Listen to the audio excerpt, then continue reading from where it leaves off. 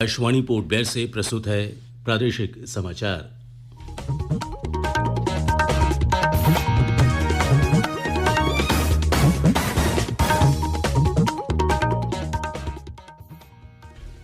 पिछहत्तरवां स्वतंत्रता दिवस कल धूमधाम से मनाया गया। उपराज्यपाल एडमिरल डी.के. जोशी ने नेताजी स्टेडियम में ध्वजारोहण किया।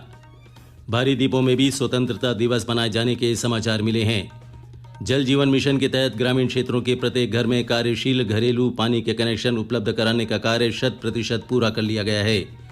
अंडमान निकोबार द्वीप समूह में चौथी बार कोरोना के मामले शून्य पर पहुंचे और जंगलीघाट जेट्टी में कल रात एक एसयूवी के पानी में गिरने से इसमें सवार 2 लोगों की मृत्यु हो गई है।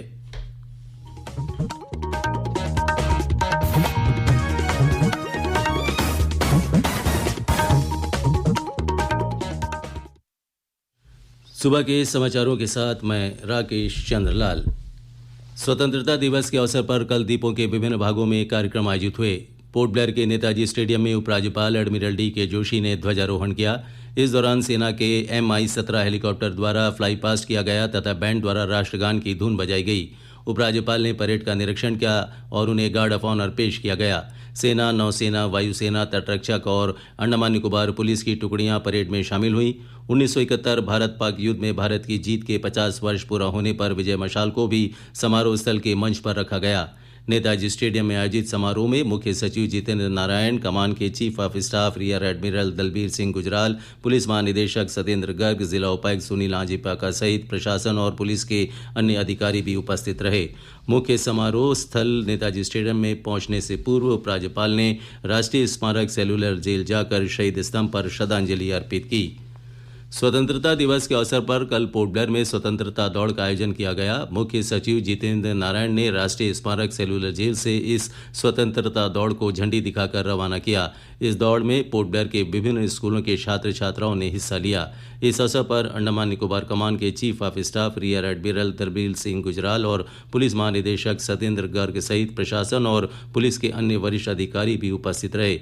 इससे पूर्व मुख्य सचिव ने अन्य अधिकारियों के साथ सेलुलर जेल के मुख्य द्वार पर श्रद्धा सुमन अर्पित किए। तत्पश्चात शहीद स्मारक जाकर पुष्पांजलि अर्पित की। इसके बाद मुख्य सचिव ने वीर सावरकर पार्क में स्थित स्वतंत्रता सेनानी वीर सावरकर सहित 7 स्वतंत्रता सेनानियों की प्रतिमा पर जाकर भी अपनी श्रद्धांजलि अर्पित की।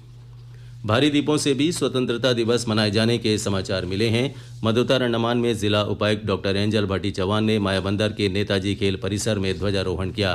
डिगलीपुर के विवेकानंद स्टेडियम में सहायक आयुक्त अंकित कुमार यादव ने ध्वजारोहण किया। कैम्बल बे के मिनी स्टेडियम में भी सहायक आयुक्त आदित्य कुमार अस्थाना ने राष्ट्रीय ध्वज फहराया। हिंदू राष्ट्र शक्ति की मधुतर अंडमान इकाई द्वारा बिल्ली ग्राउंड सब्जी बाजार में कार्यक्रम आयोजित हुआ। इस अवसर पर वृद्ध नागरिकों को सम्मानित किया गया। अंडमान साई सेवा समिति की रंगत इकाई द्वारा तिरंगा यात्रा निकाली गई। इस इकाई के अध्यक्ष सी कंदास्वामी और सचिव वी सेंथिल कुमार ने झंडी दिखाकर इसे रवाना किया। जल जीवन मिशन के तहत ग्रामीण क्षेत्रों के प्रत्येक घर में कार्यशील घरेलू पानी के कनेक्शन उपलब्ध कराने का कार्य 100% पूरा कर लिया गया है। स्वतंत्रता दिवस की पूर्व संध्या पर देशवासियों के नाम संदेश में उपराज्यपाल एडमिरल डी.के. जोशी ने कहा कि रटलैंड जल परियोजना के पूरा होने से 6 MLD से अधिक जल उपलब्ध होगा।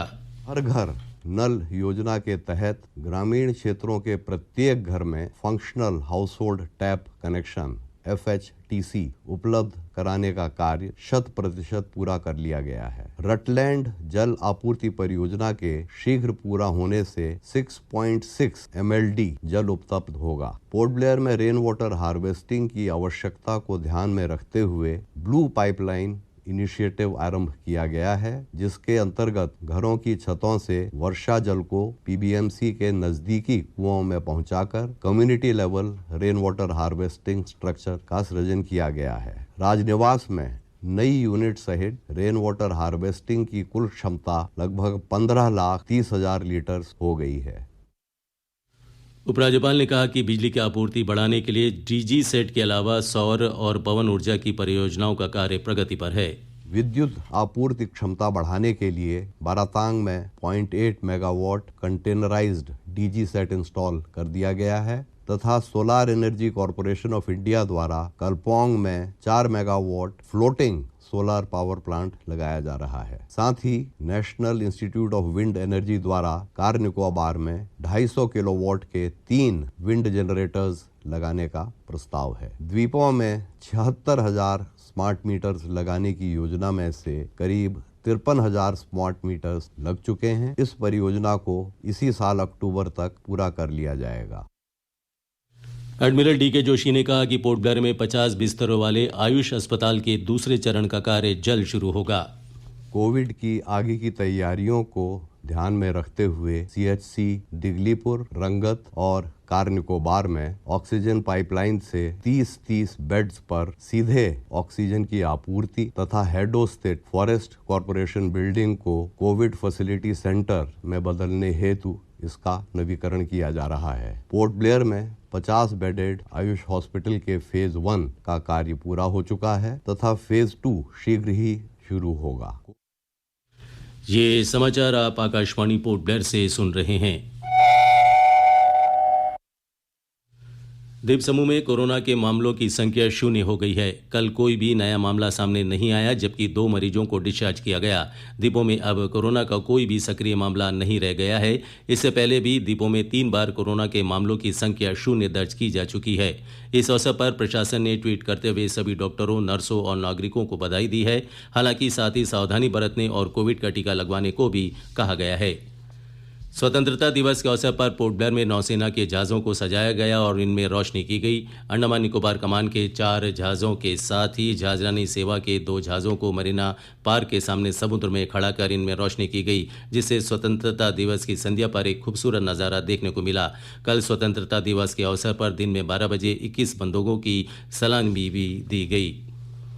नेवल यूनिट NCC के commanding officer captain V.K. Trivedi तथा इंडिपेंडेंट इन्फेंट्री कॉय के commanding officer colonel A. Vivekanand Jawaharlal Nehru नेहरू राजकीय महाविद्यालय के associate professor doctor Satyam Sethia के अलावा 9 NCC कैडेटों को प्रशस्ति पत्र प्रदान किए गए।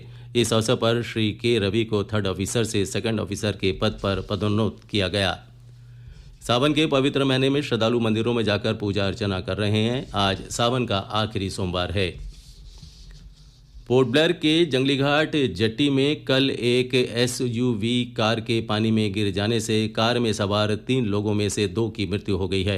घटना की सूचना मिलते ही अबड़िन थाना प्रभारी इंस्पेक्टर जोजो और पुलिस की टीम मौके पर पहुंची तथा खोज और बचाव अभियान आरंभ हुआ। क्रेन और गोताखोरों की मदद से कल रात 10 बजे के बाद 2 शवों को बरामद कर लिया गया, जबकि उनका एक अन्य साथी तैरकर बाहर निकलने में सफल रहा। उसे मामूली चोट आई है। उनका जीबी पंत अस्पताल में इलाज चल रहा है। द्वीपों में राजनीतिक दलों और अन्य संगठनों की ओर से टीकाकरण शिविर आयोजित कर टीका लगाने का काम जारी है। भारतीय जनता पार्टी के प्रदेश अध्यक्ष अजय बरागी के नेतृत्व में टीकाकरण अभियान की प्रभारी राज्य सचिव फूलमणि थॉमस द्वारा बरोक्षाबाद में टीकाकरण अभियान चला गया।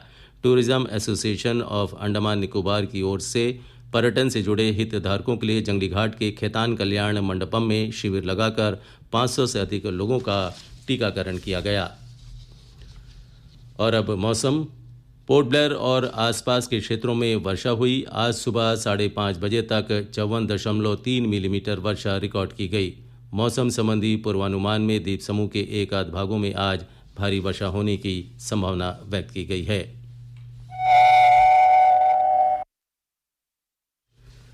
आकाशवाणी पोर्ट ब्लेयर से प्रसारित होने वाला ये प्रादेशिक समाचार बुलेटिन आप मीडियम वेव के साथ साथ FM 100.9 मेगाहर्ट्ज पर भी सुन रहे हैं। ये समाचार मोबाइल फ़ोन और वाहनों के FM रेडियो पर भी उपलब्ध हैं। इसके अलावा अब आकाशवाणी पोर्ट ब्लेयर के प्राइमरी चैनल से प्रादेशिक समाचार सहित प्रसारित होने वाले अन्य कार्यक्रमों का आप देश और विदेश में कहीं भी कभी भी आनंद उठा सकते हैं। इसके लिए अपने मोबाइल फ़ोन से गूगल प्ले स्टोर में जाकर डाउनलोड करें न्यूज़ ऑन AIR ऐप। अंत में मुख्य समाचार एक बार फिर। 75वां स्वतंत्रता दिवस कल धूमधाम से मनाया गया। उपराज्यपाल एडमिरल D.के. जोशी ने नेताजी स्टेडियम में ध्वजारोहण किया। बाहरी द्वीपों में भी स्वतंत्रता दिवस मनाए जाने के समाचार मिले हैं।